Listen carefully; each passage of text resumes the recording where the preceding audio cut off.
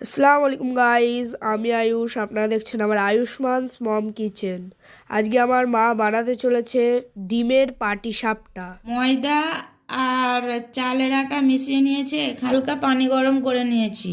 ডিমের পাটিসাপটা বানাবো, তাই জন্য এখানে দুটো ডিম নিয়েছি, দুটো সেদ্ধ আলু নিয়েছি, ধনেপাতা কুচি নিয়েছি, কাঁচা লঙ্কা কুচি, পেঁয়াজ কুচি। ফ্রাই প্যান নিয়ে নিয়েছি, ফ্রাই প্যানে তেল গরম করে নিয়েছি।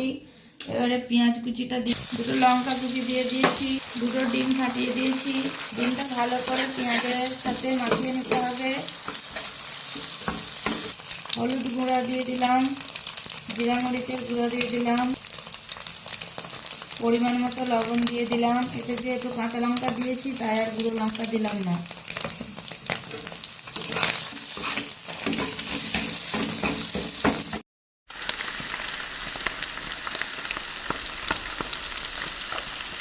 ডিম ভুজিয়াগুলোর ওপর আলু ম্যাশ করে দিলাম। এবারে ভালো করে নেড়ে চেড়ে নেবো। শেষে ধনে পাতাটা ছড়িয়ে দেবো।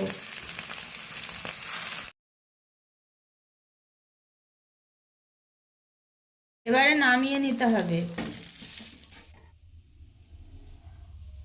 পাটিসাপটার ব্যাটারটা করার জন্য অল্প একটু লবণ দিয়ে দিলাম, পানি দিয়ে দিলাম, ভালো করে নেড়ে নিতে হবে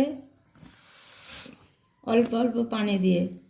ব্যাটারটা ঠিক এরকম হবে, না পাতলা না ঘন। ব্যাটারটা এইভাবে কড়াইয়ে দিয়ে দিতে হবে, ডিমের পুরটা এইভাবে দিয়ে দিতে হবে। এর উপরে টমেটো সস দিয়ে দিলাম আর একটু সয়া সস দিয়ে দিলাম। এবারে এইভাবে পিঠাটা উল্টে নিতে হবে, এইভাবে মাঝখান দিয়ে কেটে দিতে হবে। প্রত্যেকটা পাটিসাপটা এইভাবে তৈরি করে নেব।